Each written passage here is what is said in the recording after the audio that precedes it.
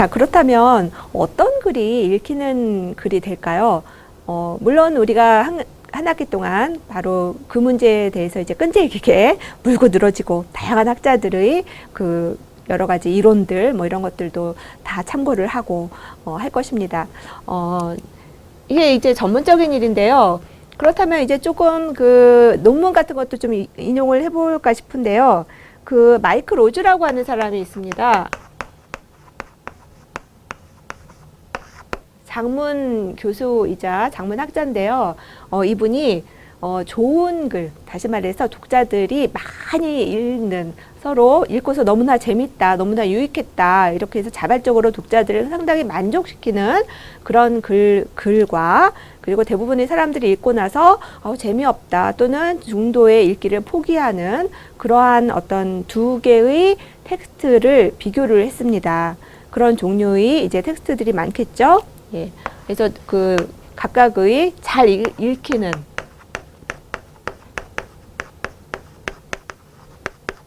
텍스트와 잘 안 읽히는 텍스트, 각각의 어떤 그 특성이 있을 텐데 그 특성이 무엇인가라는 것들을 조사를 했는데요. 이 잘 읽히는 텍스트를 쓰는 그 필자, 저자라고 하죠. 이 저자의 경우에 잘 읽히는 그런 글쓰기를 한 저자들의 경우에는 대부분 그냥 그냥 뭐 잘 써야겠다, 또 뭐 독자에게 무언가를 어필해야겠다, 어떤 주제를 어떻게 효과적으로 뭐 어필해야겠다, 막 이런 어떤 목적의식이 강했다기보다는 그냥 썼다라는 거죠. 그냥 쓴다, 그냥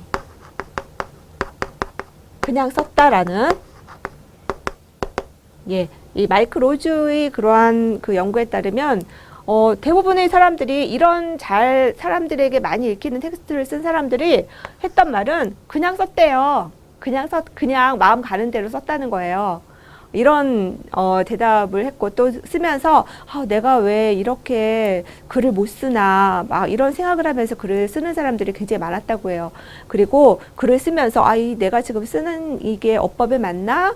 뭐 이런 식의 자기 글쓰기에 대한 어떤 확신도 부족했고 이제 그런 경향이 많았다고 합니다. 반면에 잘 안 읽히는 그런 글을 쓴 대부분의 그런 필자들을 보면은 이 필자들은요, 굉장히 자신들이 배운 바대로 앞서서 일반적인 글쓰기 강좌에서 가르치는 것처럼 목표의식을 명확하게 하고 내가 이 글을 왜 쓰는가, 그리고 내가 어떤 독자를 타겟으로 해서 글을 쓰는가 라는 것들을 명확하게 하고 나서 개요표를 작성하고, 그리고 충분한 자료를 모아서, 그리고 그런 것들을 잘 구성을 해서 잘 그 포장된 말하자면 잘 짜여진 그런 글로써 제시를 했다라는 거죠.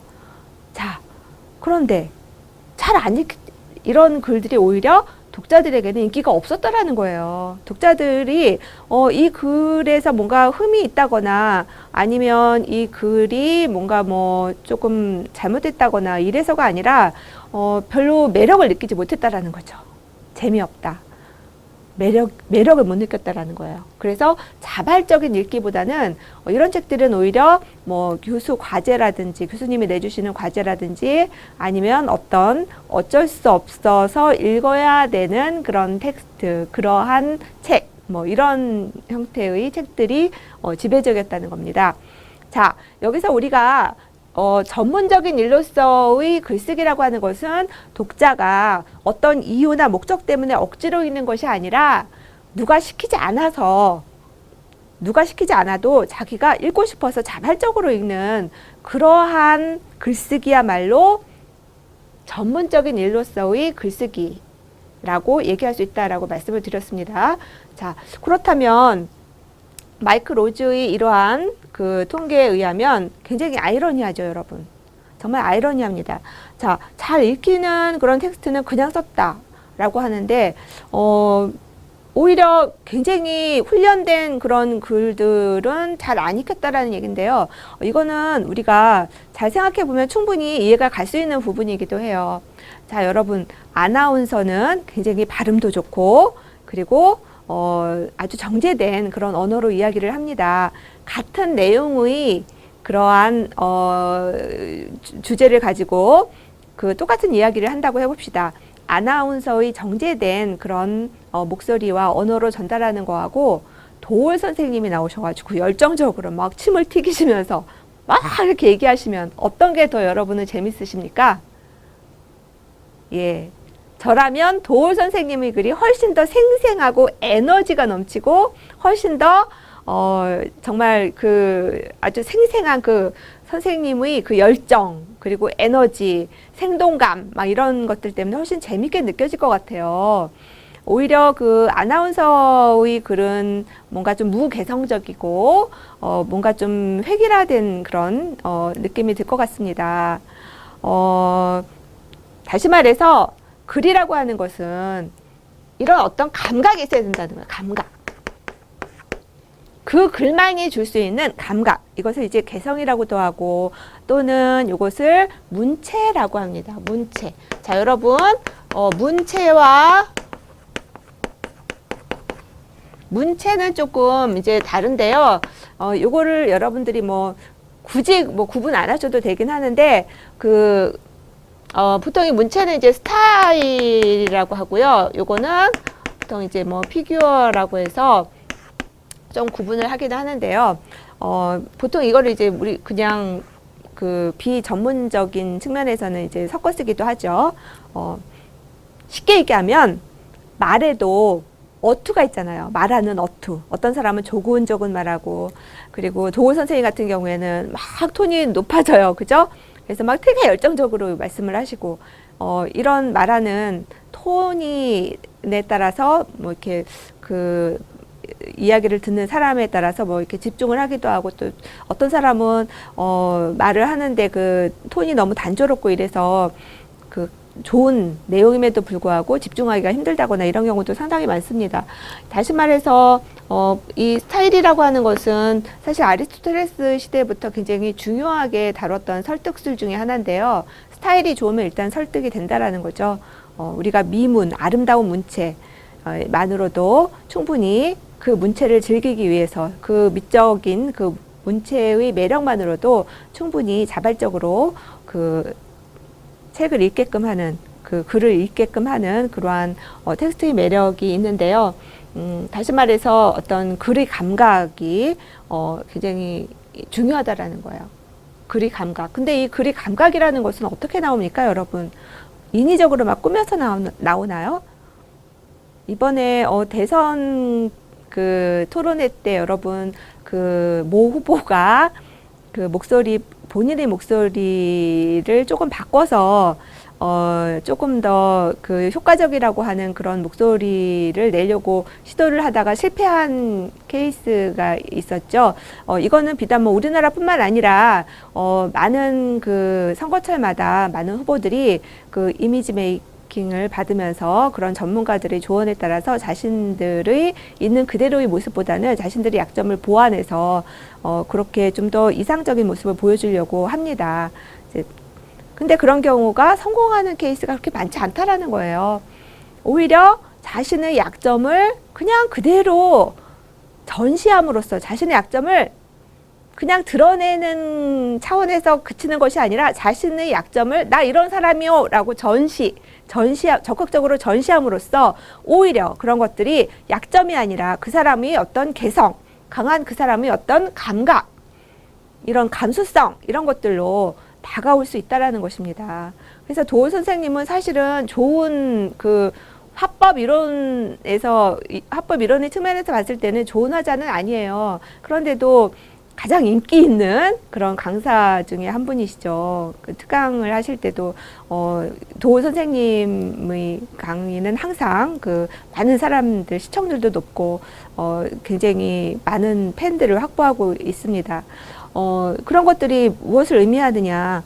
결국은 자기만의 감각을 가질 필요가 있다. 자기만의 어떤 문체를 가질 필요가 있다. 자기만의 어떤 그 글쓰기, 개성, 글쓰기 감각, 자기만의 감각을 가질 필요가 있다라는 것이죠.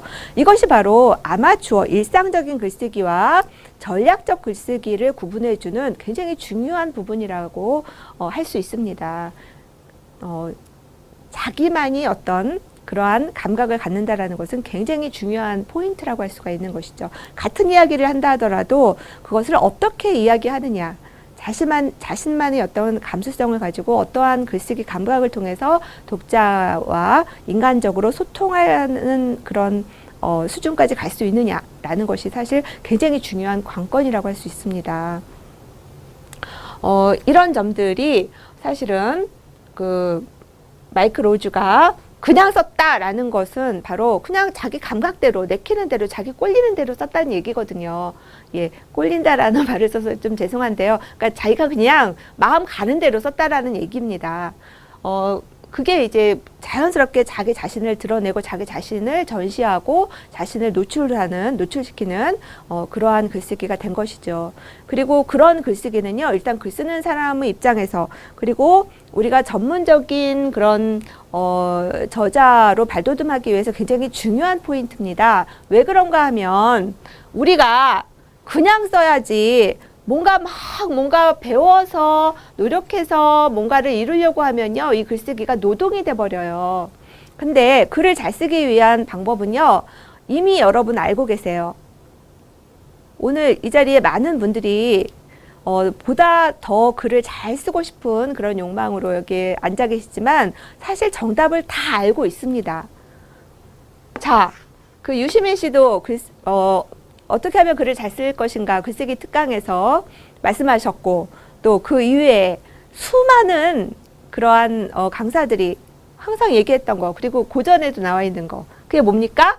많이 써라, 많이 읽어라, 많이 생각해라, 다작, 다독, 다상량. 이거 모르는 사람 없잖아요. 사실 이것보다 더 뛰어난 뭔가 무슨 비결이나 비밀이 있다고 생각하세요? 글쓰기에는 없습니다. 사실 이 세 마디로 다 요약이 되고 함축이 될 수 있는 것이에요. 근데 많이 쓰려면 어떻게 해야 돼요? 막 맞춤법부터 시작하고 막 비문 고치고 이러면 많이 쓸 수가 없어요. 왜냐하면 재미가 없으니까 글 쓰는 게. 그러니까 그냥 막 쓰는 거는 재밌잖아요. 그죠? 그냥 자유롭게 쓰고 싶은 대로 네 마음 가는 대로 써 하면은 많이 쓸 수 있어요. 얼마든지 쓸 수 있어요. 그러니까 많이 쓰기 위한 전략으로도 상당히 유효한 전략이다라고 얘기할 수가 있는 거죠. 그 다음에 많이 읽어라. 이거는 어떤 규범을 통해서 우리가 글쓰기를 배우는 것보다 다양한 종류의 글들을 읽음으로써, 경험함으로써 그 나만의 어떤 문책, 나만의 어떤 그 글쓰기 감각 이런 것들을 자연스럽게 무의식적으로 체화해 나가는 것이 굉장히 중요하다는 얘기입니다.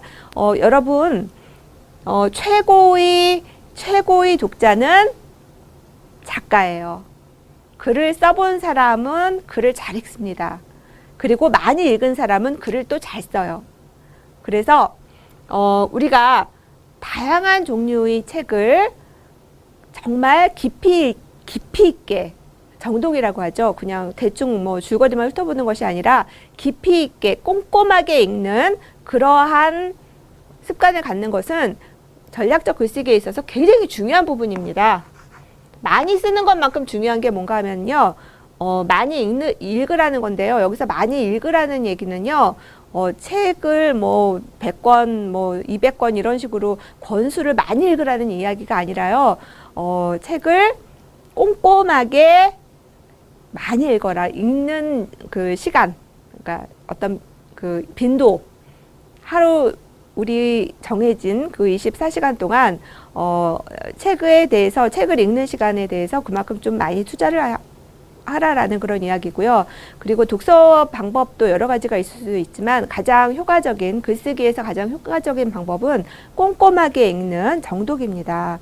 꼼꼼하게 책을 읽음으로써 저자와 교감을 하고, 그리고 저자와 소통하고, 그리고 그 글 이면에 숨어 있는 저자의 인격, 그 한 사람의 인간과의 어떤 그 만남, 대화, 이런 것들을 경험해 본 사람은 실제로 본인이 글을 쓸 때 상당히 많은 도움이 됩니다.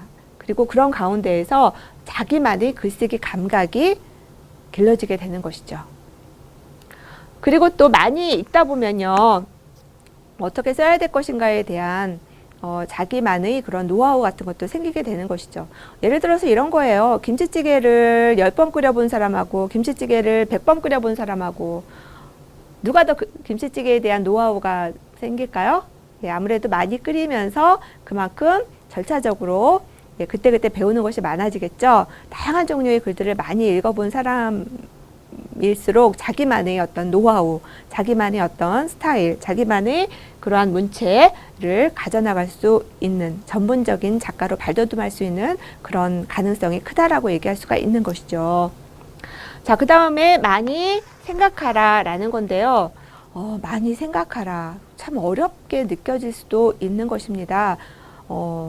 우리는 너무 일상생활에서 먹고 사는 문제에 이렇게 치이고 또 당장 그때그때 해결해야 될 문제에 파묻혀서 살다 보니까 가만히 앉아서 생각하는 게 오늘은 뭐 해 먹지? 오늘 반찬 뭐 먹지? 라든지 아니면은 장차 나는 어떤 직업을 가져야 되나? 그리고 친구와 싸웠는데 그 문제를 어떻게 푸나? 뭐 주로 앉아서 생각하는 게 거의 그런 생각들이에요. 그죠? 근데 그런 게 쓸데없는 생각일까요? 절대로 쓸데없는 생각이 아닙니다. 글이라는 것은요, 일상 속에서 나오는 것이지, 일상과 전혀 무관한, 우리 삶과 전혀 무관한 것이 아니라는 거예요.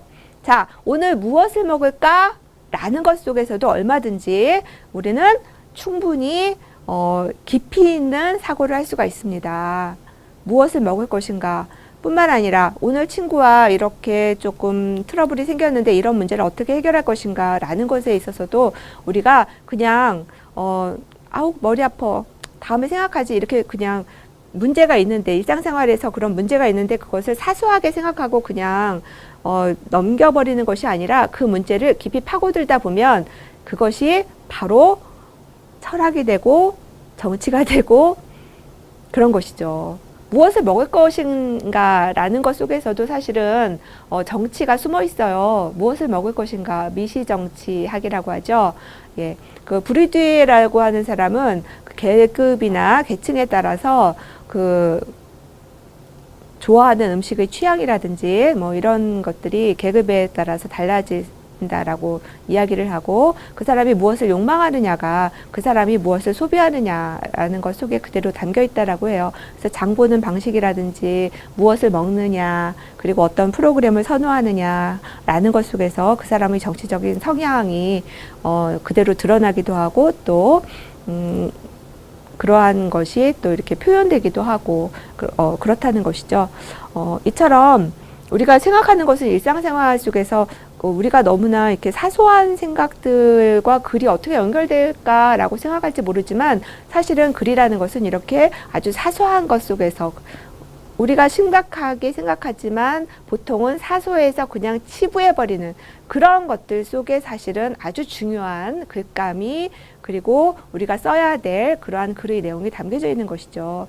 주체적인 글이라는 것은 바로 내가 지금 가장 절실하게 고민하고 있고 나에게 가장 중요하게 생각되고 있는 그런 구체적인 나의 삶의 문제와 직결되어 있는 것입니다.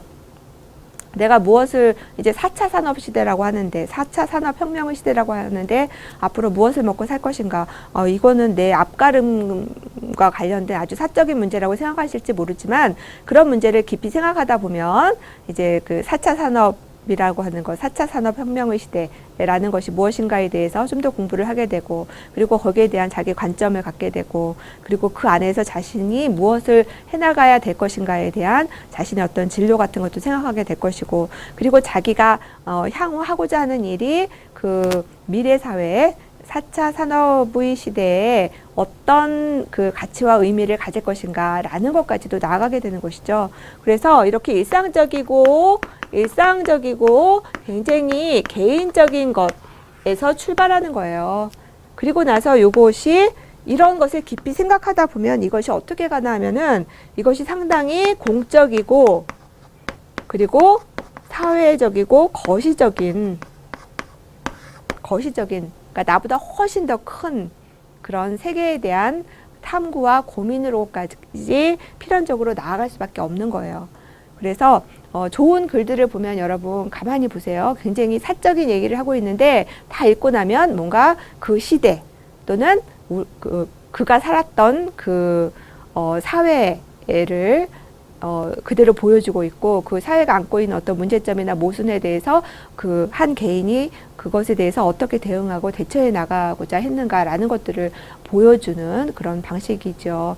카프카가 아버지에게 쓴 편지글에서도 사실은 아버지라고 하는 아주 권위적이고 가부장적인 존재가 사실은 당시 사회의 어떤 독재적이고 전체주의적이고 파시즘적인 그러한 사회로까지 이제 확대되어 가는 시스템상의 어떤 그러한 그 문제로까지 이어지지 않습니까? 그것이 이제 향후 카프카 소설의 아주 중요한 주제가 되기도 하고요. 예.